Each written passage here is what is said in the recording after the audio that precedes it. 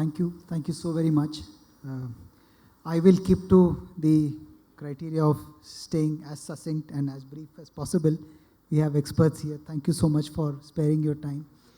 The topic for this session is automation and AI. As we discussed all through the day today on this topic, there are 3 points which I just need some quick thoughts from both of you. Essentially, the end goal is patient care and faster recovery time. But then when we talk of automation, there is always the cost involved and the benefit involved. And to a healthcare provider, whether it is a tertiary care hospital or any of the, shall we say, the size of the dispenser, whether it's the tertiary care or the secondary care or a primary care, there is the component of cost-benefit trade-off. How do you see this going forward? I mean, as healthcare providers, if you have robotic surgery, this cost of robotic surgery is very high. So do you charge the patient upfront first and stay profitable? Or do you take a cut and then ensure that over time, this will lead to greater patient adoption? Those kind of challenges healthcare providers do confront. What's been your experience? If you can begin from there, Mr. Prabhu. Good evening all. So myself, Dr. Rakesh. So coming to your question on cost-benefit trade-offs. So I'll discuss this in 2 spectrums because 2 stakeholders are involved in this. One is the patient and one is the HCO. If we look at from the patient point of view, the AI helps in early detection of his disease. So I wouldn't call him as a patient in this context because the disease was not actually manifested here. So here the patient himself can save a lot of costs rather than spending him on the treatment part or the laboratory part or the pharmacy part. He can just do modifications of his lifestyle and he actually prevents himself from getting the disease. So thereby we can cut down the hospitalization cost of the patient. So coming to the hospital perspective, the automation has helped us in automating a lot of administrative functions. So thereby, we can reduce the number of manpower, and thereby, we can reduce the number of infrastructure that we use for the data analysis. And coming to the AI in health screening, what AI in health screening do is disease prediction and disease severity prediction. So in this disease severity prediction, we can reduce the hospitalization of the patients, thereby reducing the economic impact on the healthcare budget of the nation. Yeah, no, I think that's very important. Speed also is, I think, when you say that, faster, I think because especially in cases of stroke, I think it just every minute counts. So I think if there's AI and you know how to spot the clot faster, it will help a lot. Your thoughts, please. Yeah. So good evening, everyone. So I think, as Doctor has also mentioned, automation and AI, both are very closely associated with a word which is convenience. Okay. So in our day-to-day life also, we, keep on seeing, how conveniently we can get different services. And that is what automation and AI provide a convenience to a medical fraternity. Now, that convenience can come as a technology, that convenience can come as a AI, which will help them in terms of, doing a better risk assessment or doing a more predictive analysis of what can happen to a patient or what can be done to improve the condition. So, and if you go with the convenience approach, all technology is towards developing that convenience, and that convenience definitely comes with the cost also. But then as a user, I am always keen to accept those convenience. So if the technology and the AI part is coming, I think it will bring a lot of drastic changes, which right now may be, working as a hurdles for the medical fraternity. I see. No, I think it's very crucial and good that you mentioned this. I asked this question also because, see, there is this whole orientation of actually using technology and automation essentially to first gather data and then get the numbers and then perhaps look at the viability. The second thing which I wanted to ask was if automation, the other aspect was of use of AI. AI also requires a lot of back-end preparedness.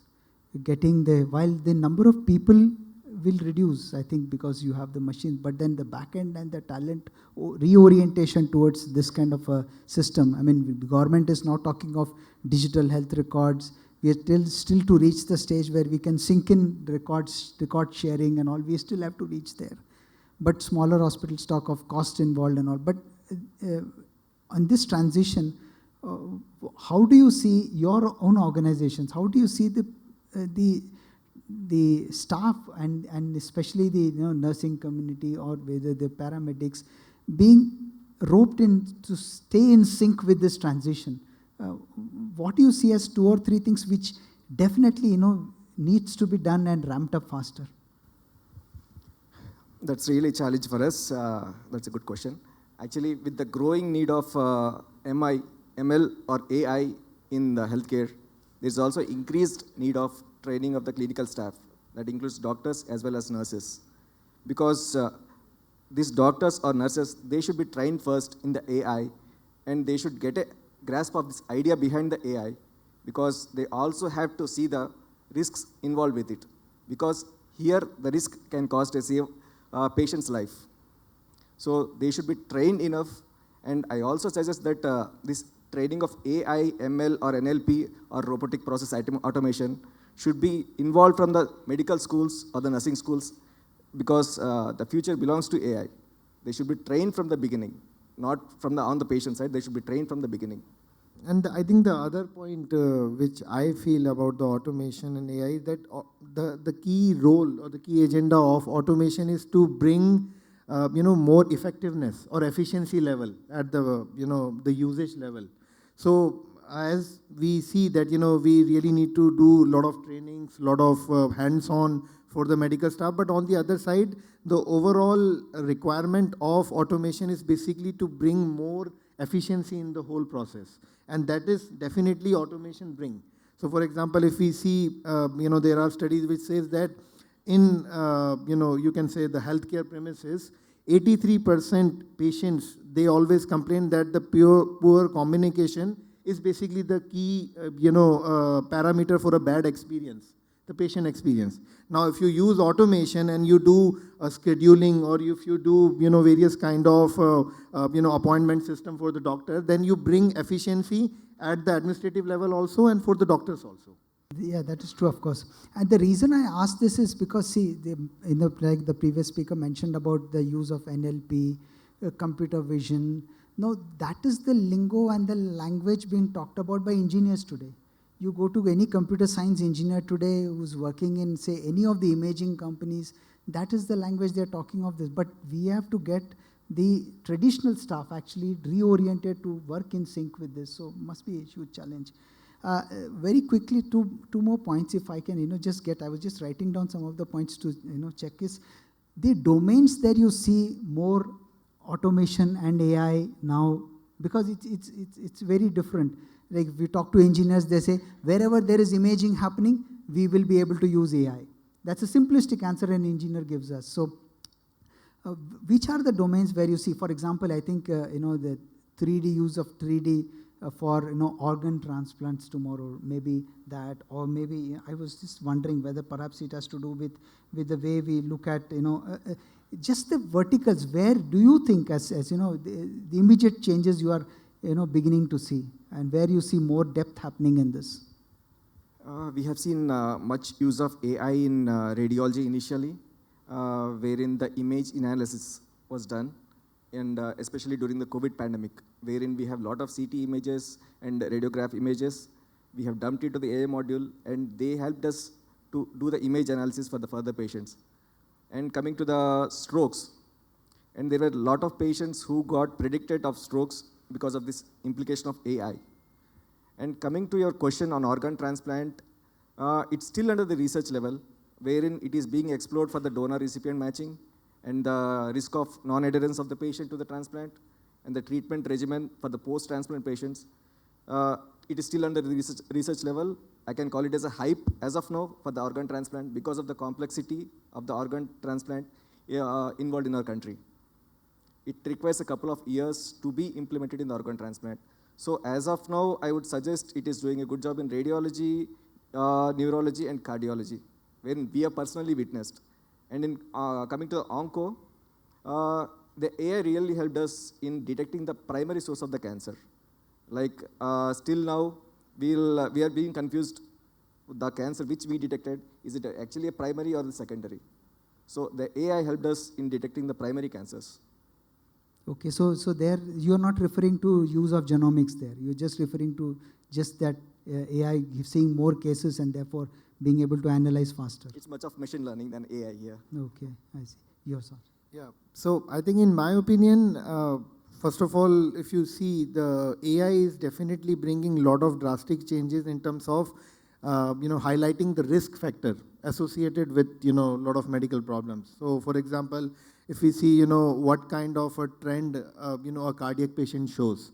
So as a lot of doctors has also mentioned that in Indian setups, we really need to do before doing a screening of the general population, we need to identify the people on the basis of risk factors. And then, we can do a screening of a targeted population, because that is how you can move on towards, reaching a complete health access for the whole population. So AI is definitely helping in terms of bringing or bridging that particular gap by bringing a lot of new innovations in the technology. Now that innovation can be in the form of a devices, in the form of a algorithm which runs on the basis of a prescription by a doctor, or maybe on the, you can say a suggestion by a doctor on the basis of a clinical symptoms of a patient. So it can add value at, at different levels. It's just that how you're going to accept or adapt it. Okay. One point from the point of view of takeaway for the people actually who are here, some thoughts which they can take back, is that when we talk of AI, I mean, I as a journalist, when I talk of AI, for us, we are always told that tomorrow you'll become redundant. I mean, the machine will write. After all, reporting what happened in this event, a machine can easily absorb and it can write much better than what I can. So perhaps I may not be there tomorrow to ask you a question, but suppose if you were to meet a year from now, tell us a bit about what is engaging your individual attention in terms of your own organizations, where you stand in terms of automation and AI, what is currently engaging your efforts in terms of where you want to do what, and in a year from now, what is the kind of picture you will give in terms of your movement in this journey, if we can. So as of now, I already told you that we are using the AI in radiology, cardiology, and neurology, and as well as in administrative functions. Can you give us an example? Like, for example, when you say in radiology or cardiology? Radiology, we are doing it for image analysis and digital radiology for cloud, based on the cloud-based platforms. And coming to the neurology, we are predicting the strokes, given the lab work about the patient. And coming to the administrative functions, we are doing it in various transactions like clinical level and the compliance management and the reimbursements and the insurance workups. So therein, the healthcare staff is getting much of time to do the complex works. Complex works as in? The back-end works. Okay, Yeah. I see. Okay, great. Yeah, your thoughts, please. In my opinion, I think if we see automation or AI, it bringing a lot of changes in terms of, you can say the patient vital monitoring. If we are comparing this has become a complete disruptive technology nowadays. All various kind of different companies are coming with the option where, to make the whole, the monitoring aspect as a, you can say, one of the most easiest job in terms of the monitoring of those vitals. And that is possible because there is a lot of development happening specifically in this particular field. I'll take an example of another kind of automation also where a lot of therapies, for example, if we talk about a patient of a respiratory disorder or a patient of a sleeping disorder need extensive level of a compliance monitoring also, which was earlier not possible through a traditional devices. But now there are the devices which provide various level of compliance monitoring at the remote level. And if we see as a physician that the patient is not improving in the compliance, we can actually suggest changes also in the devices remotely so that the effectiveness of the treatment will increase. Okay. Last point I just want to check with you is, see, all the professionals here who are there, most of them are busy and they're doing their daily work. Essentially, it's just getting in the morning and leaving by the end of the day. In this time period, we mentioned learn about AI, learn about back-end operations, take out time for this. How are you able to ensure that we can manage that in the current scenario? And what in your journey of this automation and AI is the biggest challenge that you're seeing, which we need to overcome? I think I'll conclude with that unless the audience has any specific question. The major question which I came across coming with AI is, can it replace the clinical staff? Because the training and all which we talk about, if you train a person or if you train a system, can it replace the manpower? So if it can replace the manpower, I'm talking to a robots then here. Because what all this is an invention, but what all the clinical staff can do is the intervention. That I can put it on a simple note. So you'll just have the head and the hand and no heart, really? No, so, we have the heart, we have to. No, with the machine, I was saying. Anyway, sorry. Yeah. It cannot give the bedside manner which a doctor or a nurse can give to the patient. Correct. It can never give. So that you tell them first. Okay. Yes. What is the other thing in terms of, you say the kind of questions you get? I mean, so. Can it replace the clinical staff? Yeah. It can never replace the clinical staff. It can only replace the administrative staff, but not the clinical staff. Yeah.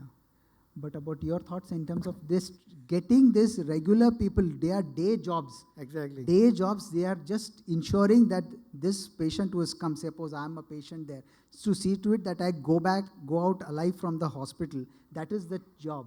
In that we are saying, okay, learn about AI, learn a bit about back end. So how do you manage this? How much of a challenge is that, and what do you see as the key challenge as a healthcare provider in this journey? So I think as a key challenge in day-to-day operation is what I feel is the trust. Okay.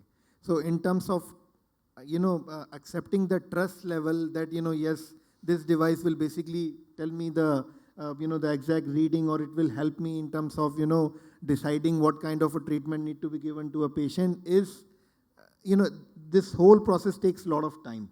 Okay. And, on the other side, that's why, there are a lot of automation machinery is there around you, but what kind of validation, that machinery has gone through, that is something which we really need to evaluate. So in my opinion, I think trust and regulation is something which this particular area will face as a challenge. And as a, healthcare organizations, if we see, I think still, if we see the effectiveness of automation, it is in terms of the commercial wise, it is not still very quantifiable. That, as an organization, I will see that it will bring a lot of, a commercial benefit also to the organization. But I think slowly as more and more validation happens, more and more effectiveness can be documented, I think we can definitely, overcome all these problems also. Okay. So do you think, Dr. Rakesh, that you need to get the finance teams also more engaged in this whole journey so that they understand that this is the finance team in the organizations, while as a medical officer you understand how this is going to be, from what Dr. Kartik pointed out, to understand that this is actually making an impact. They have to be in lines with us. They have to be in lines. Otherwise, convincing them is a huge task. Okay. They have to be in lines. I see, okay. Because technology, the quality comes with the cost. Okay, great. We have to incur the cost, then only we can witness the quality. Okay, great. I just hope, that they are listening to this. If they are not, we will reach out to them. They have to listen. And as long as AI has not replaced me, I'll keep writing about it. Good one. Thanks so much. Thanks a lot.